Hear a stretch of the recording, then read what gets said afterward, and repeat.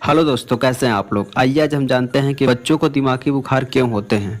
बच्चों की रोग प्रतिरोधक क्षमता काफ़ी कमज़ोर होती है, जिसकी वजह से बच्चे आसानी से किसी रोग का शिकार बन जाते हैं। अगर आपके बच्चों को तेज़ सिर दर्द और स्किन रेशे की समस्या रहती है तो यह मेनिनजाइटिस दिमागी बुखार हो सकता है। मेनिनजाइटिस सूजन से संबंधित विकार है। मेनिनजेस मस्तिष्क और रीढ़ की हड्डी को सुरक्षा प्रदान करने वाली झिल्ली होती है। यह झिल्ली मस्तिष्क और रीढ़ की हड्डी को ढककर रखती है। जब बच्चों की मेनिंजेस में सूजन आ जाती है तो इस स्थिति को ही मेनिंजाइटिस या बच्चों में दिमागी बुखार कहा जाता है। अगर इस रोग के समय रहते इलाज न किया जाए तो यह घातक समस्या बन सकता है। अब हम जानते हैं कि बच्चों में दिमागी बुखार होने के क्या क्या लक्षण होते हैं। बच्चों में दिमागी बुखार के लक्षण उनके रोगाणुओं पर निर्भर करते हैं। हालांकि कुछ मामलों में हर बच्चों को अलग अलग लक्षण महसूस हो सकते हैं। बच्चों के दिमागी बुखार के निम्न लक्षण हो सकते हैं, जैसे कि शिशुओं में लक्षण जो दिखते हैं जैसे चिड़चिड़ापन होना, बुखार होना, सामान्य से ज्यादा नींद आना, दूध कम पीना, तेज आवाज में रोना। अगर 1 साल से अधिक आयु का बच्चा है तो उसमें कुछ अलग लक्षण दिख सकते हैं, जैसे कि गर्दन और पीठ में दर्द होना, सिर दर्द, अधिक नींद आना, उलझन, चिड़चिड़ापन, बुखार होना, खाने की इच्छा न होना, मतली और उल्टी होना, गर्दन में अकड़न, त्वचा पर बैंगनी और लाल रंग के रेशे होना। अब हम जानते हैं कि बच्चों में दिमागी बुखार होने के क्या कारण हैं। सामान्यतः बैक्टीरिया और वायरस शिशुओं और बच्चों में दिमागी बुखार का कारण होते हैं। बच्चों में दिमागी बुखार की गंभीर स्थिति बैक्टीरिया के कारण उत्पन्न होती है, जबकि वायरस इस रोग के आम वजह होते हैं, लेकिन अधिकतर मामलों में इससे गंभीर स्थिति उत्पन्न नहीं होती है। अब हम जानते हैं कि बच्चों में कौन से बैक्टीरिया होते हैं जिनके कारण दिमागी बुखार होते हैं। योनि में पाए जाने वाले बैक्टीरिया ग्रुप बी स्ट्रेप्टोकोकी व पाचन तंत्र में होने वाले बैक्टीरिया एस्चेरिचिया कोलाई प्रीमैच्योर शिशु और सामान्य रूप से पैदा होने वाले बच्चों में दिमागी बुखार की संभावनाओं को बढ़ा देते हैं।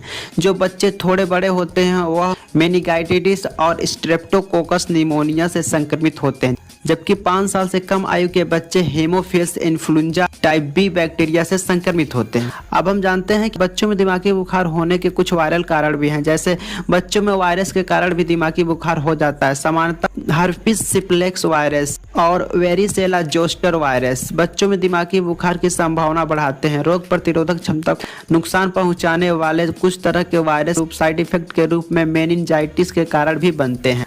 इनमें HIV और मम्स यानी गलसूहा आदि वायरस भी शामिल होते हैं। जब मेनिंजाइटिस के कारण बनने वाले बैक्टीरिया या वायरस या मेनिंजेस और सेरिब्रोस्पाइनल फ्लूइड में प्रवेश करते हैं तो इससे मेनिंजाइटिस होता है। यह रोगाणु शरीर के फ्रैक्चर और नाक से प्रवेश करते हैं। इसके अलावा मेनिंजाइटिस के कारण बनने वाले वायरस रक्त प्रवाह के द्वारा भी शरीर में प्रवेश कर सकते हैं। शिशु के शरीर में सामान्यतः रक्त प्रवाह के माध्यम से वायरस प्रवेश करते हैं। अब हम जानते हैं कि बच्चों को किस तरह से दिमागी बुखार से बचा सकते हैं। एक गंभीर रोग होने के बावजूद कुछ उपायों को अपनाकर आप बच्चों को दिमागी बुखार से बचा सकते हैं, जैसे कि कई स्वास्थ्य संस्था बच्चों को बैक्टीरियल इन्फेक्शन से बचाने के लिए समय पर टीके लगाने की सलाह देती है। दिमागी बुखार से बचाव के लिए बच्चों को type B haemophilus influenzae, streptococcus pneumoniae और नेइसेरिया मेनिंजाइटिस आदि का टीका लगवाना चाहिए। खाना खाने से पहले टॉयलेट या बाहर से खेलकर आने के बाद बच्चों को हाथ धोने की आदत सिखाएं। बच्चों के साथ एक ही प्लेट में खाना न खाएं। खाना पकाने से पहले सब्जियों को अच्छी तरह से धो वो खाना को कच्चा न रखें। घर को साफ सुथरा बनाएं। पक्षियों के मल से दूषित धूल आदि के संपर्क में आने से बचें, जिससे फंगल और मेनिंजाइटिस का खतरा होता है। अब हम जानते हैं इसके क्या इलाज होते हैं। बच्चों में होने वाले दिमागी बुखार के प्रकार के आधार पर इस रोग का इलाज किया जाता है। वायरल मेनिंजाइटिस का कोई निश्चित इलाज उपलब्ध नहीं है और यह संक्रमण 10 दिनों में खुद ठीक हो जाता है। अन्य दिमागी बुखार में बच्चों को दवा दी जाती है।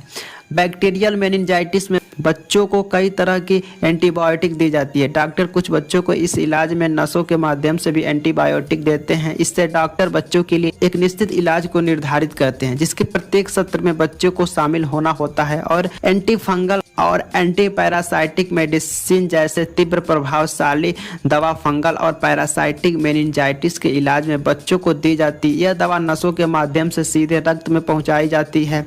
बच्चों को हार्पिस वायरस या इन्फ्लुएंजा वायरस के कारण होने वाले दिमागी बुखार में जब प्रतिरक्षा उनके ठीक नहीं कर पाता है तो एंटीवायरल दवा देने की आवश्यकता होती है। मेनिंजेस में आने वाले सूजन को कम करने के लिए कोर्टिकोस्टेरॉइड देने की सलाह दी जाती है। मेनिंजाइटिस की वजह से जब बच्चों को दौरे पड़ने लगते हैं तो डॉक्टर उसे डायजेपाम देते हैं। उम्मीद है कि आपको ये वीडियो अच्छी लगी होगी। ऐसे ही वीडियो देखने के लिए मेरे चैनल को सब्सक्राइब करें, लाइक करें और शेयर करें।